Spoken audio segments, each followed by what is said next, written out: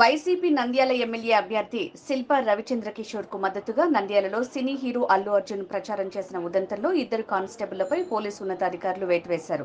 కేంద్ర ఎన్నికల సంఘం నంద్యాల ఎస్పీతో పాటు పోలీసు ఉన్నతాధికారుల్ని బాధ్యుల్ని చేసి మరీ ఆదేశాలు జారీ చేస్తే తప్పంతా కానిస్టేబుళ్లదే అయినట్లు వారిపై వేటు వేశారు. నాటి ఘటనలకు నంద్యాల 2వ పట్టణ ఎస్పీ కానిస్టేబుల్ స్వామినాయక్, తాలూకా ఎస్పీ కానిస్టేబుల్ నాగరాజులను వీఆర్కు పంపడం పోలీసులో చర్చనీయాంశమైంది. ఈ నెల 11న అల్లు అర్జున్ నంద్యాల వచ్చిన సందర్భంగా ఎలాంటి అనుమతులు తీసుకోకుండా భారీ ర్యాలీ నిర్వహించారు.